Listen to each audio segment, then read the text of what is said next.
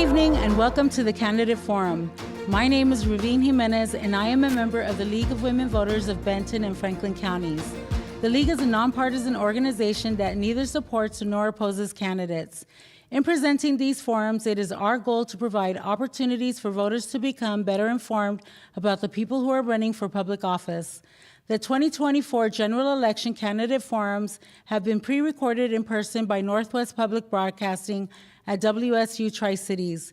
They will be available through November 5th, General Election Day, on YouTube, the League's Facebook and website, on NWPB, and through the League's additional partners, the cities of Richland and Pasco, and the Columbia Basin Badger Club. At this time, I would like to introduce our moderator, Matt Lovelace, from the Murrow College of Communications at WSU Pullman. Please welcome Matt. Welcome to NWPB Vote 2024 coverage of legislative races in Washington's 16th Legislative District. This is night one of 4 this week, dedicated to races that touch parts of Yakima, Walla Walla, Benton, and Franklin counties, and we'll bring you closer to those races. Tonight, 3 races in the 16th, all 6 candidates here for their respective debates. And a reminder, the views expressed in the following program are those of the candidates on stage and do not necessarily represent the views of Northwest Public Broadcasting and or the League of Women Voters of Benton, Franklin counties. We also want to mention we're here on the WSU Tri-Cities campus in Richland. WSU Tri-Cities is located on shared traditional homelands of the Confederated Tribes of the Umatilla Indian Reservation and the Confederated Tribes and Bands of Yakima Nation.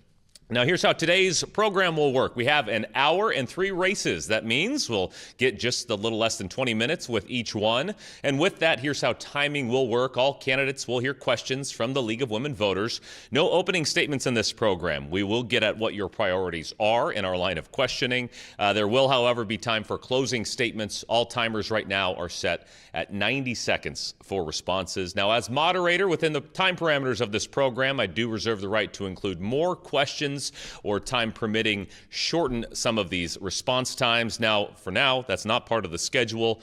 We'll go with the flow here. And of course, we'll do our best to stay on time and on topic for the sake of fairness for you both and transparency. All right, let's meet our candidates for the 16th District Senator, a district that represents Walla Walla County and parts of Benton and Franklin counties. Incumbent Senator Perry Dozier is here on stage tonight. Thank you for being here, having served since 2021. Along with challenger Kerry Isaacson, we appreciate you both for being here today. Now, our first question, like I said, we get right into the line of questions for our 16th candidates, is about the district itself and how redistricting changed the makeup of the area you serve, not just geographically, but in terms of constituents. Can you articulate how the process changed your constituency and therefore your priorities? Mr. Dozier, we'll have you go first. Okay, thank you very much. When I was elected in 2020, the district included Columbia County, Walla Walla County, and the very south end of Benton County over to the Yakima County line to Prosser and down to the river. 2 years later, with the census, the district was rechanged again. I had part of East Pasco back when I was first elected. Everything moved down south of the river. It took in more of Kennewick and into West Richland, still took in Benton City, and still all the way over to Prosser and south. This past April, with the lawsuit that came about, the total redistricting was changed tremendously. Everything moved to the north, basically, so we still have Walla Walla County, but now we're north of I-182, North Pasco, all the way up to Adams County. Then we cross the river and we're into North Richland, Northwest Richland. We still have Benton City, but then we head north all the way up to Grant County, and it licks over a little bit across the river into Grant County, which is, I think, right around the Priest Rapids Dam right there. So a whole new constituency base, probably 60% of it is new to me, even though I am very familiar with the Tri-Cities, but a whole new constituency base is what we have now. All right, thank you, Mr. Dozier, very much. Ms. Isaacson, same question to you, just your understanding of how the constituency has changed in the district. Well, Perry summarized it very nicely. What I'm finding, though, one of the big effects is very few people know which legislative district they're in. It could be the 8th, 9th, 14th, or 16th. And going out and about and getting to know the district better, people, I have to help them look up which district they're on, or ask them to look at their primary ballot, and if I was on it, they're in the 16th. All right. You have another minute left. I will allow you to take that time or cede that if you'd like. Well, it's really a great mix of urban, suburban, and farmland. I had the privilege of going up to Mattawa in Grant County, southern Grant County, and to East Wahluke precinct. I don't know, maybe 100 voters there, but I was up there for their candidate forum. And what beautiful country, really great people. Everyone is so proud of their own precincts and counties, and we all are. All right, Ms. Isaacson, thank you very much. Let's move on to our second question then, and we'll start with you first here on the topic of artificial intelligence. And we know the state addressed this to a degree last legislative session, passing some bills to make it illegal to create and distribute AI-generated explicit images, the other to create a task force. So, Ms. Isaacson, you're up first here. If elected, would you sponsor or support AI legislation? And if you could give us an idea, what might that look like? AI is a wonderful tool. And I have just dipped my big toe into it. I used it in analyzing voting records and recent developments in our area. And it's really wonderful in a lot of ways. But it's also like everything, and especially new, new and innovative and boundary-breaking kind of technology. We really have to get ahead of it as best we can and make sure it serves mankind and not the other way around. There was a bill to form there was a law to form a task force for the state to help the state anticipate the changes that AI will bring, and my opponent voted against that. All right, thank you, Ms. Isaacson. Mr. Dozier, same question to you, and obviously an opportunity to respond there. Yeah, obviously AI, I think, is where we're headed to in the future here with things. And it does present us with a lot of opportunities to find information. My biggest concern with AI, obviously, is maybe the abuse of it. And with that happening, we don't know how it's going to affect people individually. But I think that this is something that we definitely need to look at going forward. I would obviously, even though I may have voted against it, would support a task force at this point, as I've learned more about AI, to study what we could do to educate people and to have a good understanding of it. All right. Thank you very much, Mr. Dozier. All right, let's move on to question number 3. And I want to ask about this because you have a state penitentiary in the district. Are there any unique challenges into running a district with a state penitentiary in it, Mr. Dozier? Actually, we have 2 in the district. We have Washington State Penitentiary and Coyote Ridge. And yeah, there are a lot of challenges. Growing up in the 16th district my entire life, I'm very well aware of Washington State Penitentiary in Walla Walla. I've known the past 3 superintendents well. I've had multiple meetings with their corrections unit, and especially with their union, on issues that there are there. What we end up seeing is there's staffing issues, there's safety issues, and we need to address those. And it's something that with the size of the population, we have probably, I think there's like 1,900 employees between those 2 facilities. I know Walla Walla is the largest penitentiary in the state, and Coyote Ridge might be the 2nd or 3rd. So there's a tremendous opportunity for employment, but also there's issues with finding what we had in Walla Walla many years ago was finding the people to come to work when we expanded. We were actually having to run 3 buses from the Tri-Cities to bring people in, mainly because of the cost of housing in Walla Walla. It was too competitive. They couldn't afford to live there. So finding enough staff is one of our biggest challenges.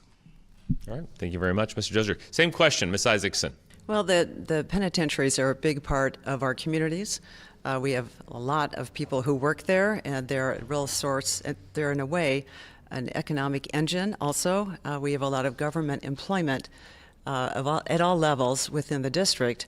And it's quite intertwined and integrated with our community. It's Walla Walla, that is an old penitentiary. The community college here offers classes to people, inmates there, and it's just a very important pillar there. We recently, as a state, passed a level of requirements and standards that any potential private prison would have to match, such as nutritious food and minimizing solitary confinement and other things. My opponent voted against that. All right. Thank you very much. Let's move on to question number 4, and we're going quickly here. We may have some time to add a couple of questions if we'd like. But our fourth question is more broad, and maybe this is what replaces opening statements. Your legislative priorities, obviously, with the session coming up. What's the most important piece of legislation that you plan to bring forward in the 2025 session? Ms. Isaacson. Well, I think healthcare is really a primary driver. First, a lot is going to depend on what happens at the ballot November 5th, on whether those 3 revenue-generating initiatives are recalled. And I am not in favor of recalling those. If they are recalled, that will leave a whole huge financial mess in Olympia. But assuming that they're not recalled, we've got to address the healthcare problems which Walla Walla and Richland and other areas are suffering from. You know, in wine country, we say healthcare, unfortunately, is withering on the vine. We can't find primary care physicians. My friends in Richland can't find primary care physicians. Pharmacies are closing. You know, could go on and on about the contraction of that industry. It's very concerning. And so healthcare, especially for low-income people and for children, is something that I would really want to focus on. And rural, I hasten to add. All right, thanks, Ms. Isaacson. Senator Dozier, same question to you about your priorities for 25. I think what I'm looking forward to promoting in 25 is obviously affordability in Washington State. Unfortunately, the last 4 years, we've been sliding pretty hard with that. We are 9th in the nation for the highest cost of groceries, 8th in the nation for the highest cost of living, and 3rd in the nation for the highest cost of fuel. We have to find affordability means for the people here in the state. The other is we have a tremendous problem with our drug overdose deaths. We led the nation in a 1-year span of gaining over 30% more drug deaths than any other state here in the nation. That is a huge problem we have. It leads to mental health issues, it leads to homelessness, and we don't have the funding that should be going to our drug task force. I've met with law enforcement, and we need to get more funding to them because you have to cut the serpent's head off to be able to stop that flow of drugs coming into our areas, which there's a main pathway down here through the Tri-Cities. And so we need to stop that. And I think the other one that is so important to me is education. We have a lot of school districts that have struggled financially this last year, and this next year we have to be able to address that. I know that the superintendent of public instructions is going to present about a $3 billion package for this biennium, and we need to be able to look at that and how we can get that tailored in to help our schools so they do not fail. All right. Thank you very much, Mr. Dozier. We do have some more time. We've had some short answers, which, by the way, is totally your prerogative, but that does give us a chance to talk about some more topics here. So I'm going to ask you another one here. Do the number or nature of colleges and the universities in the area present any unique challenges in terms of representation here in the district? Mr. Dozier. I think within the district here, we're super fortunate to have the number of colleges that we have. We have WSU Tri-Cities. We have CBC. In Walla Walla, we have WWC, Walla Walla Community College, and we have 2 private colleges, Whitman and Walla Walla College. There's a lot of choices, I think, for our youth and even those that want to go back to school to be able to find where they can exceed in life. And I think what it does is it gives us a balance from those that are looking for a career, maybe that is not needing a bachelor's degree, and go to some of our technical schools. And so with those options available there, it really helps build our workforce and makes them more accessible coming in. With, especially with the growth in the Tri-Cities, I know that PNNL does a lot of sponsoring of programs over at CBC. And those people then can go from there straight to work, and which is going to be so very important for them to become how do I want to say, a productive part of society, but also to be able to sustain their families. So we're very, very fortunate for that here in the 16th. All right, thank you, Mr. Dozier. Ms. Isaacson, that same question to you in terms of representation and how the number and nature of all the different colleges and universities in the area affect that. Well, we really are fortunate to have such a diverse and rich array of universities and colleges, and really glad that Wazoo has this wonderful campus here. And education is an economic driver, and it gives opportunity to a lot of people who otherwise don't have it. And we have to representing higher education is a challenge to make sure it's adequately funded, but also to integrate it with high schools, because we have so many programs that support high school kids to get a head start, or a jump start, I should say, or even a running start on their college education. So we're really fortunate for that, and I'd be proud to support higher education. I have a law degree from the University of Oregon. I went to Pacific Lutheran University in Tacoma, and just have a lot of respect for science and research, and we are so rich in that here in the 16th, and we're just really fortunate to have all those opportunities for people, plus apprentice programs. We have an amazing array of labor unions here, and they cover southeastern Washington and even northeastern Oregon, and that's another option for people, and I count them as part of education as well. All right, thank you very much, Ms. Isaacson. All right, based on time, we do need to get to our closing statements. Ms. Isaacson, I'll let you go first with our closings. We've set the clocks at 90 seconds. I mentioned this was fast. Like I said, we could have covered so much more, and I know you're doing this a lot, but we would appreciate 90 seconds of a closing statement. I ask for your vote. I am a Democrat, and we need to be at the district needs to be at the table in Olympia when priorities and budgets are set by the majority party, and that does make a difference. The Democrats are a party of live and let live. As long as you're obeying the law and not hurting other people, we want to help you have all success and grow intergenerational wealth so that your kids can get good jobs and stay here too. I was born and raised in Portland, Oregon. I've lived in many different kinds of communities around the country, from the inner city of Detroit to the Edina, Minnesota, which is an upscale suburb, to the foothills of Tucson. And we are so fortunate in the Pacific Northwest to have our natural beauty, our rich hydropower, the agricultural economy that we have here, combined with technology. It's just a wonderful place to live. I want to make it even better. All right, thank you very much, Ms. Isaacson. Senator Dozier, your closing statement, sir. Okay, thank you very much. Having lived in this district my entire life, 65 years, I've experienced a lot of the changes in it from Walla Walla all the way through the Tri-Cities, and have been a part of the Tri-Cities for a long time, as my father-in-law had ground over here from 1946, which the city of Pasco grew into. My background in serving this area was started 25 years ago when I was an officer with the Washington Association of Wheat Growers, representing 13 eastern Washington states here at that level. From there I went on, and what has been really important for me going over to Olympia was being a Walla Walla County Commissioner for 2 terms. I really got to see and understand how legislation affects us at the lower level.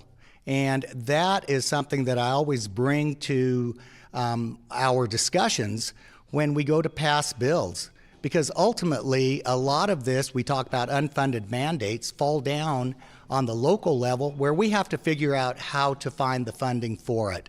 I've enjoyed the last 4 years working there. Or in Olympia, being your senator and your voice, and will continue to do so.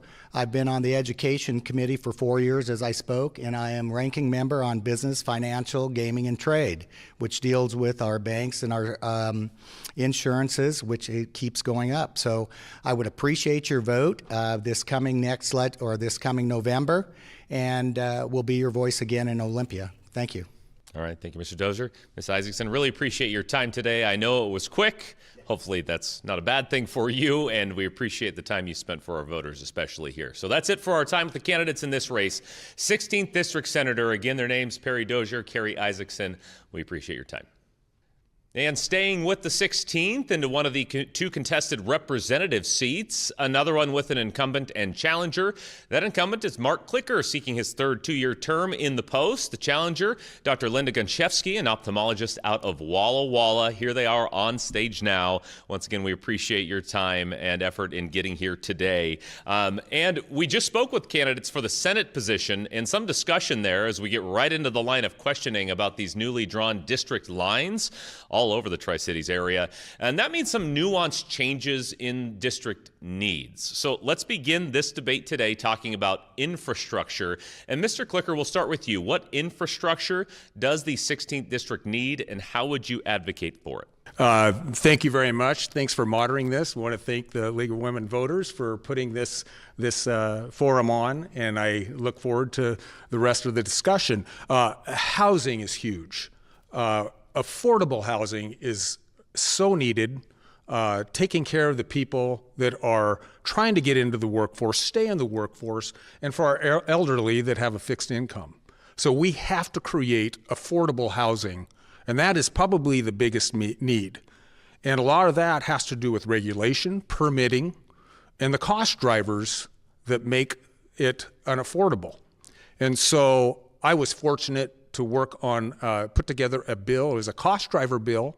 It made it through the Housing Committee that would have looked at a variety of people throughout the public, economists, realtors, builders, tenants, landlords, utilities, REAs, whatever it may be. They would be at the table. It would be a task force they would bring everything to the table, and they would be able to find out what the real reason of an affordable housing is, what's causing the unaffordable housing. So it made it through our committee unanimously, bipartisan. Unfortunately, it had a fiscal note. It didn't make it through at the time through the Appropriations Committee. But we're going to do it again next year, and we're going to find out what the real causes of it is. All right, thank you very much. And Dr. Gonchevsky, same question to you about infrastructure needs. You bet. Thank you very much for this opportunity. It's a real privilege to be here. Running for the 16th Legislative District has been pretty exciting. This is a huge district now, all the way from Waitsburg, Washington to Benton City.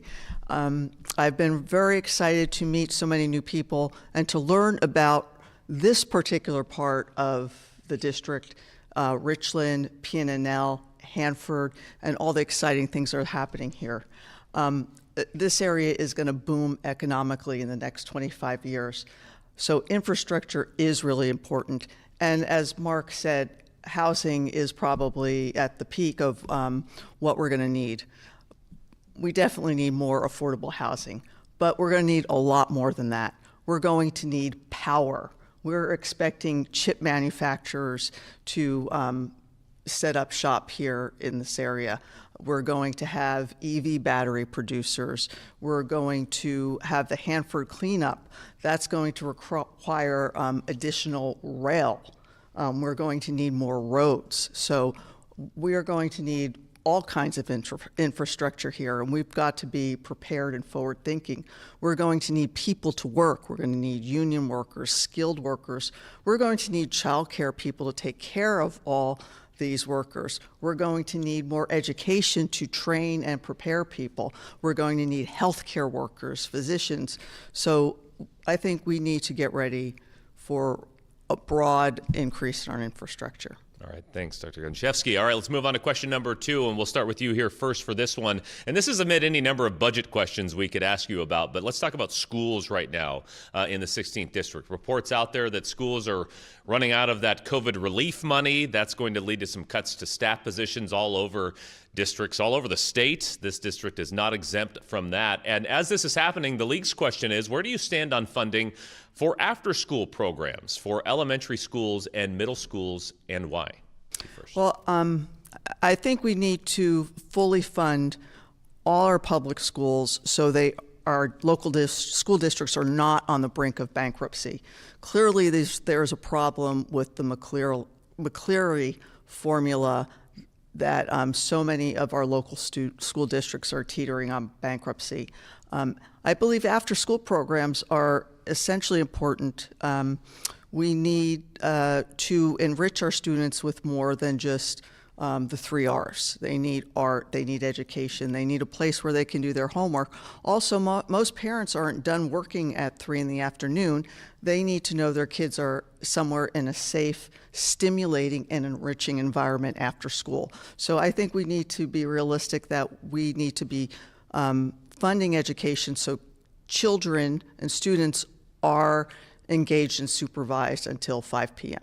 So I do think that needs to be part of the funding, but I think one of the things I would look forward to doing as a legislature is to be going back to Olympia and figuring out a better formula and a better way to fund our local school districts, because what we're doing now is not working. McCleary's been available since I'm thinking the 1980s, 1990s, but if a formula isn't working, you fix it. And clearly, it's not working, and our students deserve better, our teachers deserve better, and our parents deserve better. All right, and Representative Clicker, the same question goes to you about funding for after-school activities for schools.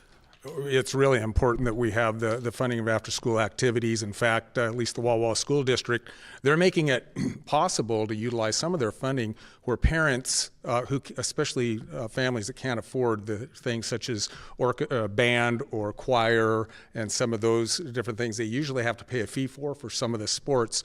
The school districts are actually helping fund those primarily because we're finding that the families are really struggling to afford to do things, and we have to be able to keep these kids active.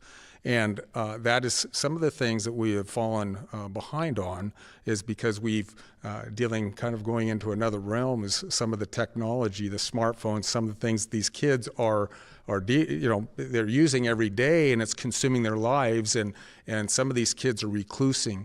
So we have to keep them involved. So yes, it's really important that we continue to fund those programs and keep them going, even if it's a little bit more. We're losing students in our public school system, and we have to find out really what's causing that. Seattle School District apparently is going to close down between 19 and 20 schools within their school district. Why is that? Walla Walla School District, their kindergarten class is now the same size as the Walla Walla High School graduating class. What's going to happen? Generally, when they start kindergarten, there's a large group of kids. By the time they get to high school, it shrinks. We've got to do something about that. All right. Thank you very much. And we'll go right back to you for a bit more of a broad question for question number 3. Mr. Clicker, what are your concerns, if any, for the overall state budget? Is there any area where you're concerned the state is spending too much, too little, in the wrong places? Yeah, so you have to look at both capital budget and your transportation budget, appropriations for other needs that they use, and Washington State has a bad spending habit. We spend too much on a lot of projects that maybe aren't needed, and we find that with some of the programs. Transportation, so much of that is spent in areas that have to do with pedestrian bicycle use, which is fine, but when we have unsafe infrastructure, it can be very dangerous. We have to be careful where we spend that money and make sure that our ideologies regarding that is important. The same thing with different projects that are being built on the capital budget. It's great that we can apply and utilize those capital budgets for projects. Are they needed? And I think that's what we have to do is run a scale. What's important? We do a pretty good job throughout the state on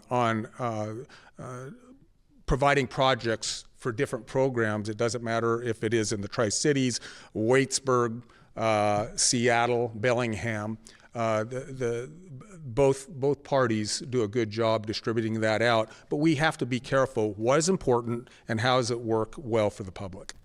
All right, thank you, Mr. Clicker. And Ms. Gonchevsky, same question to you, just about state spending and where you think we've gone awry or where you think we could spend better. Thank you. I think we can spend better if we spend and invest in people.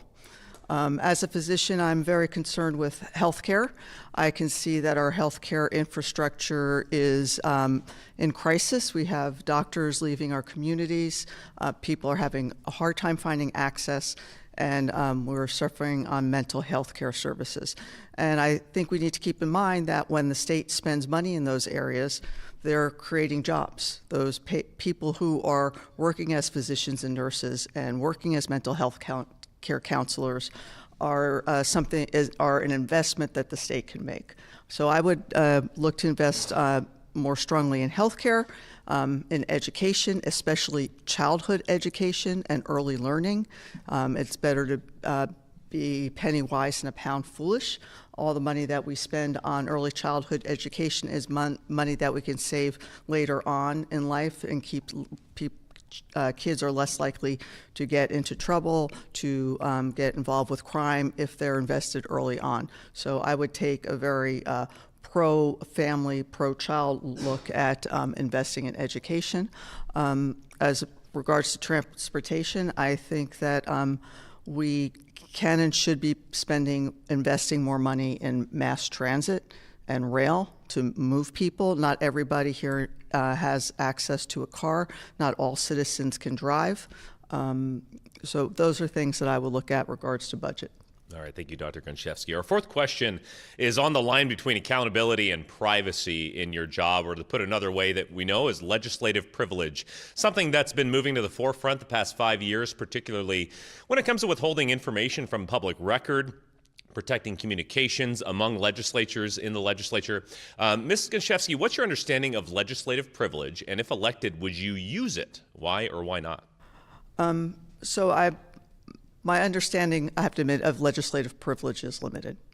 But my philosophy is if I am working for the public and the taxpayer is paying my salary, that the public and the taxpayer is entitled to know who I'm talking to, what I'm talking about, who I am receiving money from, and my relationship with bills that are submitted. So I believe that public servants should be fully accountable to their constituents, and there should be full transparency at every level of government to the constituents. All right, thank you, Dr. Gonchevsky. And then Representative Clicker, that same question to you, as somebody who's been in the legislature. Yeah, I agree with Linda wholeheartedly. That's exactly what we need to do. We are hired by the people, and if we aren't accountable and they aren't able to see what we are doing, and if we don't want to provide it, shame on us. It's very important that they understand. We work for them, and we get these requests, Public Information Act requests, quite often.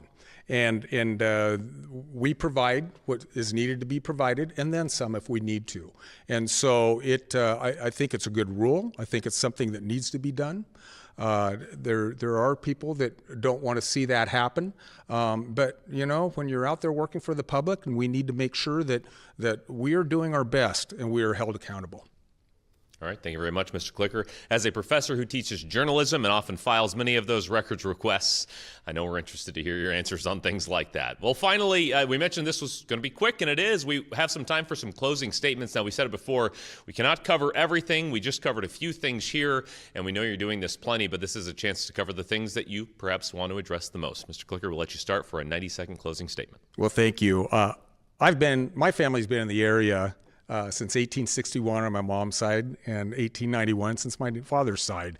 The Tri-Cities has been part of my home. My grandparents lived here and I was here quite often.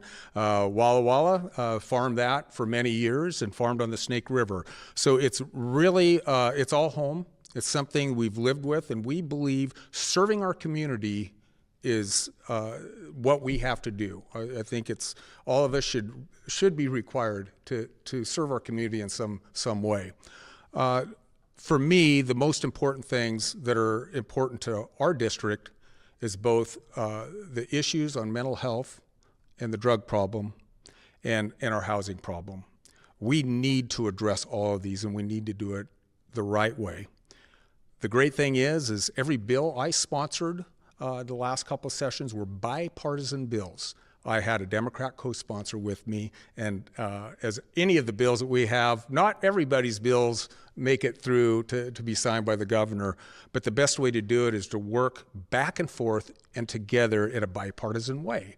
And I was fortunate to be able to do that We worked and passed the Richard Lenhart Act, which was the bus driver that was killed on the bus, and we passed that would be a gross misdemeanor for trespassing. So I'm excited to get back, and we're going to do more bipartisan work.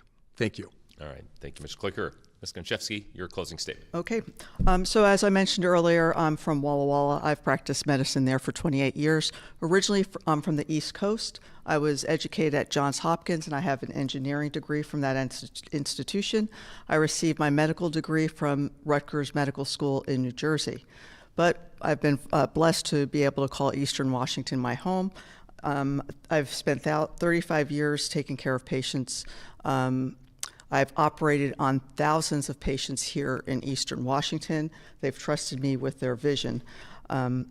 As an owner of a small business, I led a team of 12 employees, training and educating them, managing the business and the finances, complying with regulations, and all the while still delivering excellent and compassionate care to my patients. As a small business owner and a physician, I've had to make some very tough decisions, and I've led with integrity, and that is the kind of values and skill set I will bring to Olympia to work for you if I'm voted in. They call me doctor, but my favorite title is mom. My son is a graduate of the United States Naval Academy. My other son, younger son, is an aerospace engineer. As a physician and a woman, I am very concerned about the regressive laws that have been passed in the wake of the overturn of our Roe v. Wade. Don't be misled. Washington State is at risk for that. In 2021, all the Republican legislators voted no on safeguarding abortion rights in Washington State. They also voted no against mandating that hospitals take care of women experiencing miscarriages and ectopic pregnancies, and they would allow out-of-state law enforcement and agencies to have access to your medical records without your knowledge or consent. So be careful. Thank you. All right. Thank you, Dr. Gonchevsky. That does it for our time with our candidates in this race. And as you hear in those closing statements, we wish we could get to a lot more topics here, but we want to thank you both again, Representative Mark Clicker, Dr. Linda Gonchevsky. We appreciate it. Candidates for the 16th District Representative, Position 1.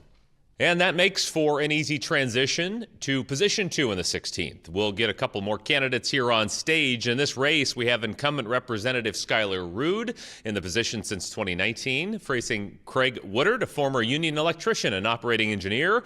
We thank you both for being here. As I mentioned, no opening statements here, but our first question from the League of Women Voters is meant to get at your priorities and vision for the state legislature. And the first question, in your opinion, what's the greatest challenge for the legislature in 2025? Mr. Rude, we'll have you go first. Well, first of all, thank you so much for having us. I appreciate the opportunity. I think that over the last few years, including the 2025 session, partisanship is going to be a bit of a challenge. And as probably a lot of folks know, part of my platform since I got elected was to try to break down the partisan barriers. And so I've been doing that for the last 6 years in office. And we'll continue working across the aisle as much as possible. Right now, our divide is 58 to 40. One more vote on the majority side gives them a supermajority to pass bonds without minority party support. So I think it'll be even more important going into this next session to try to fight back on the partisanship that I think is just really divisive and is a barrier to creating good policy. All right. You have 40 more seconds if you'd like to use it, or we can move on. Policy-wise, probably budgetary problems. In tight budgets, we face difficult decisions on what to cut and what to prioritize. And of course, my vision for the budget differs a little bit from the majority party's vision for the budget. So I would prioritize vulnerable populations, people with disabilities, elderly, that really need to be prioritized in the budget. Plan 1 COLAs come to mind for some of our really aging public service employees. So prioritizing that way, and then public safety. All right, thank you very much. Mr. Woodard, what would your priorities be for the 2025 session? I agree with my opponent that budget would be one of the biggest priorities we got to deal with when we get there in the 2025 session.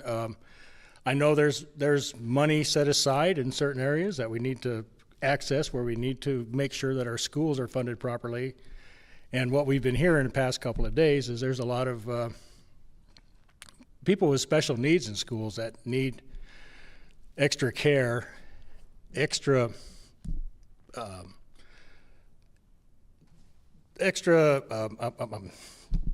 services that are not getting it right now. So we need to work on that. And I think that's pretty important to everybody, especially in the school system.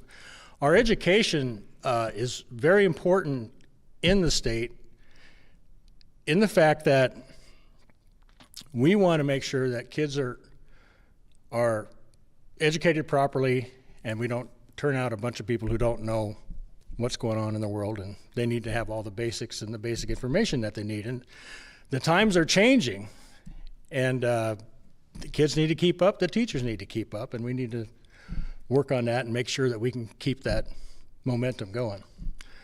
Cell phones in classes, also a big, something we should work on. I know that he had a bill last year that either passed or, I don't recall if it passed or not, but we need to keep going on that too. All right, thank you very much, Mr. Woodard. All right, let's move on to our second question. And Mr. Woodard, you'll go first on this one. And it just gets down to what this job means to you. And I love this question from the league, especially as you make a first run at a term in the legislature. Describe the most important duties of a legislative representative. The most important duties is to work with everybody in the legislature to form fair and just laws to make sure that the people are represented properly in our district. And we can do that by working across the aisle, working together, making sure that we have bipartisan support on most of our bills that we're going to be working on, and moving forward with that. Also to make sure that our retirees are taken care of in the state. That's one of the big problems I think we have, is people who are underfunded with their retirements that we need to get, and health care, child care, and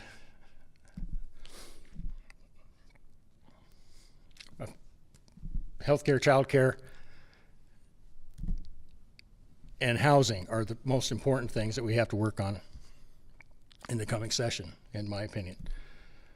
And they need to be fair, they need to be quality, and they need to be accessible, all three.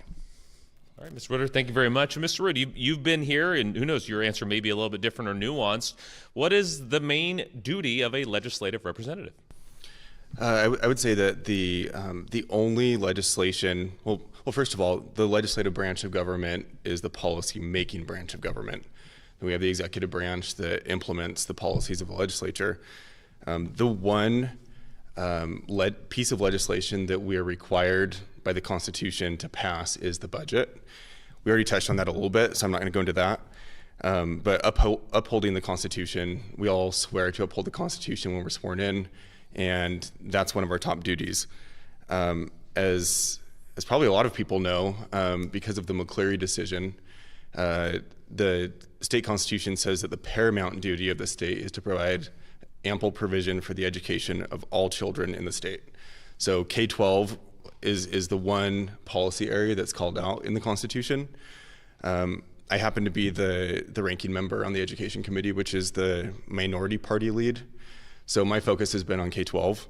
It accounts for over 40% of the state's operating budget. So I'm going to continue focusing on that. There's so much room for improvement. I agree with my opponent that limiting cell phone use in the classroom really is a way that we can shift the focus from the handheld devices to learning. And there's so many policy issues within education that I've been working on. One of them that I'm proud of was a bill that is now law that requires all school boards to record their meetings for transparency's sake. My time's up. All right. Thank you very much, Mr. Rood. All right, let's move on to question number 3 then. And we're flipping a usual question about reaching across the aisle for bipartisan progress. We normally ask our candidates about that. I'm actually curious about how you may handle a situation in which you disagree with a strategy, a policy, or messaging from within your own party. And Mr. Rood, we'll start with you here. How would you balance your personal values against perhaps conflicting party priorities? And could you provide an example, including how you might have addressed that issue? Probably, that was a lot in one question, so hopefully I'll be able to answer it. I feel like when I first got elected, my pledge to myself was to always do what I thought was right so I could go to sleep with a clear conscience. And I feel like I've done that. I have made some mistakes along the way and regretted some votes, but at the time, I truly felt that those were the votes that I needed to take. One area that comes to mind as an area where I disagreed with, I'm not gonna say my party, because we're not a party as legislators. We're individual legislators in a government position representing the people of our district. And I don't represent the party, I represent my district. But the members of my caucus, House Republicans, and I disagreed on Washington's death with dignity law.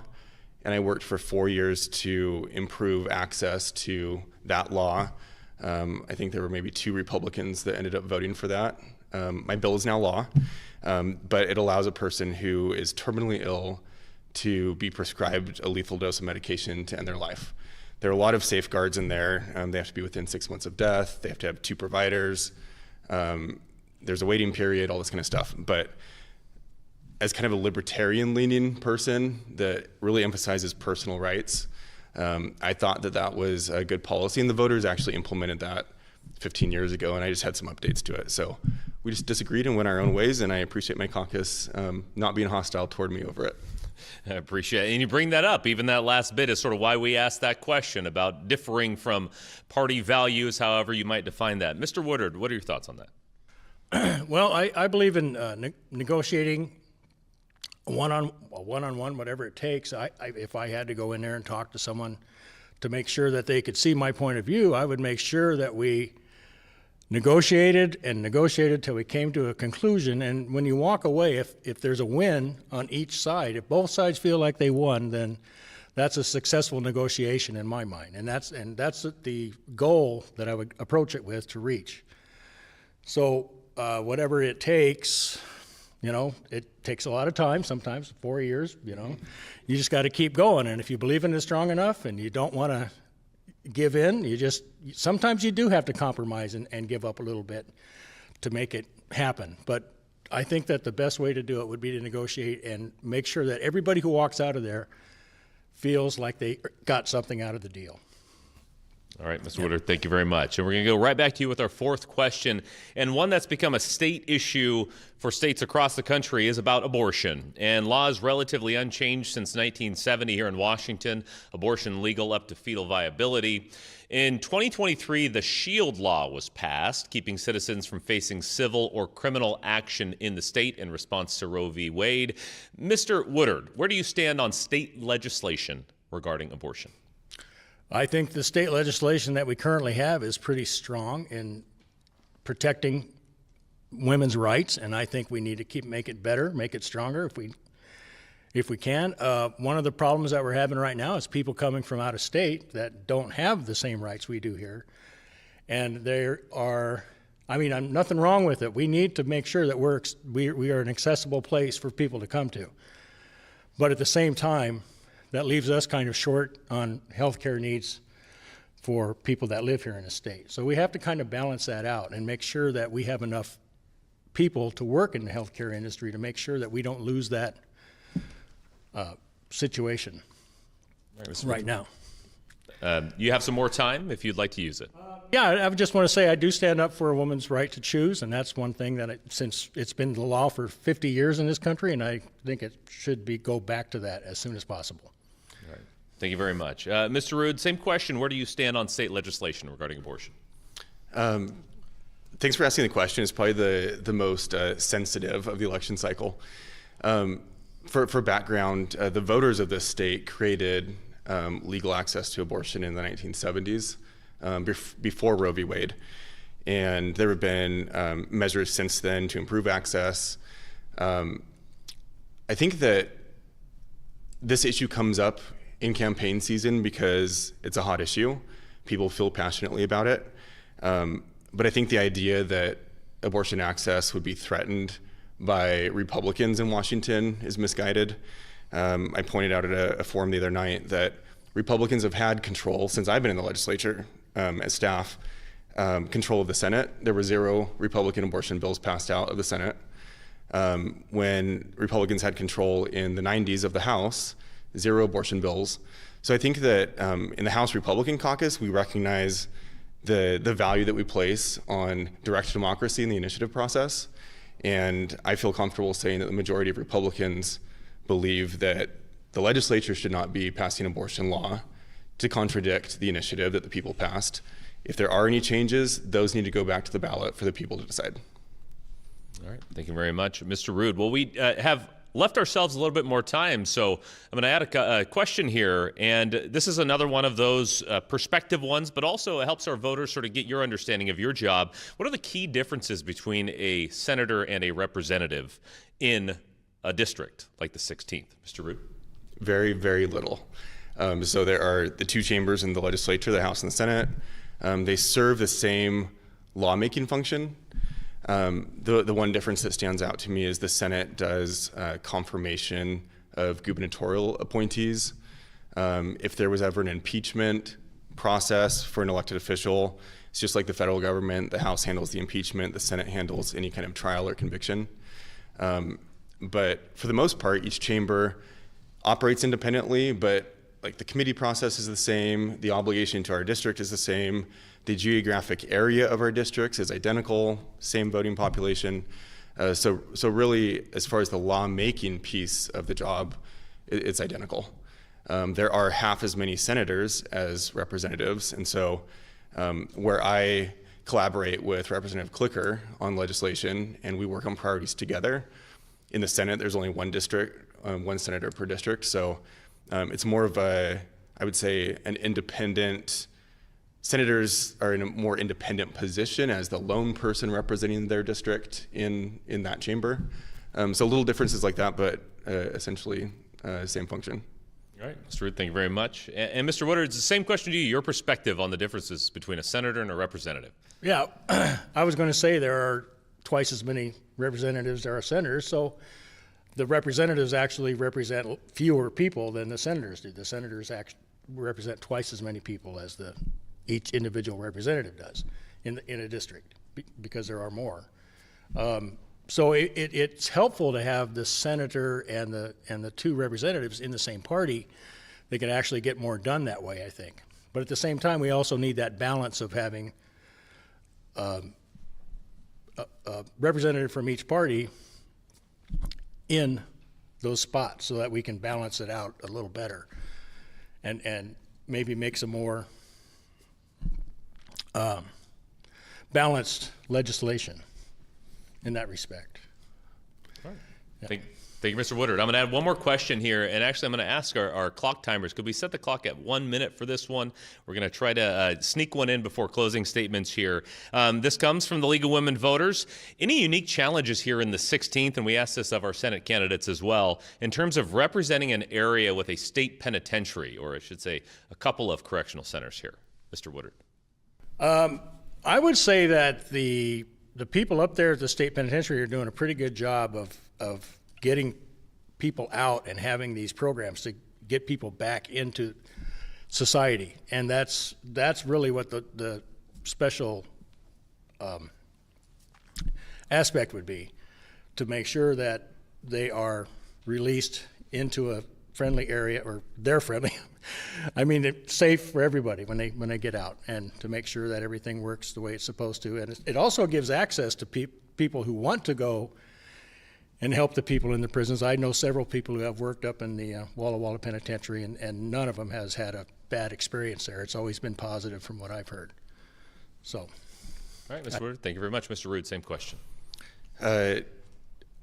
So I live in Walla Walla, home to the state penitentiary. Yeah, I think those are it's a unique, it's not really an industry, a unique service by government or department in government. We have over 1,000 correctional officers in the state penitentiary, and The issues that I hear from them are about staffing shortages, mental health impact from the really challenging and demanding role, the assaults.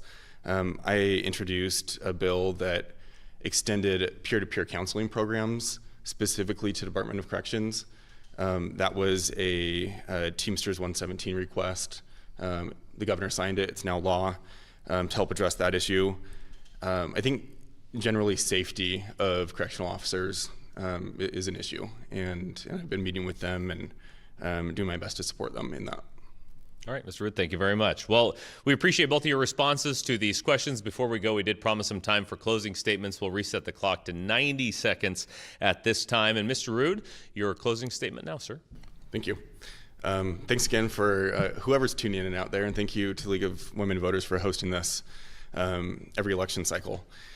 So I think what you as a resident of the newly drawn 16th Legislative District can expect from me is I do feel that after 6 years I've demonstrated how I operate and what my policy positions are, kind of how I think through policy, and I intend to continue operating that way in a bipartisan fashion.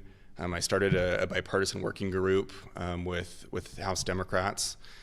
Plan to continue doing that. I go out of my way to build relationships with majority party members.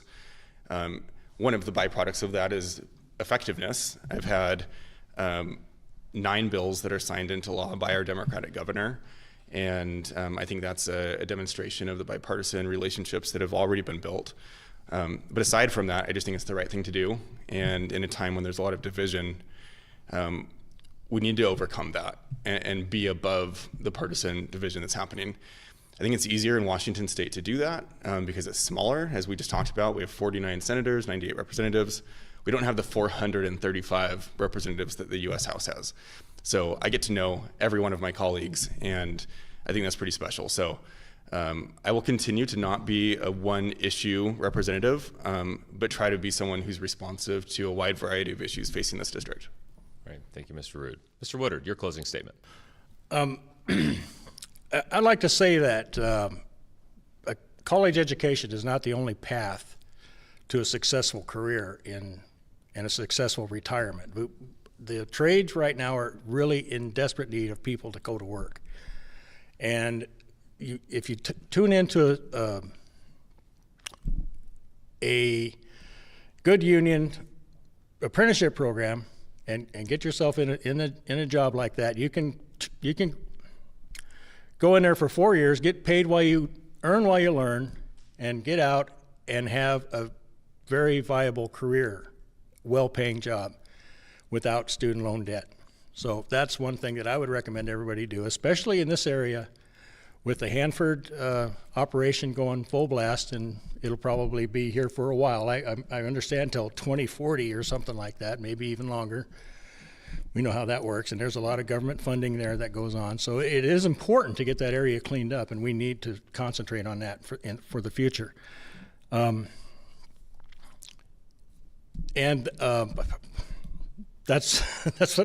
pretty much what I was going to say. All right. Thank you very much. I really appreciate that. That does it for our time with Skylar Rood, Craig Woodard, running for District 16 Representative, Position 2.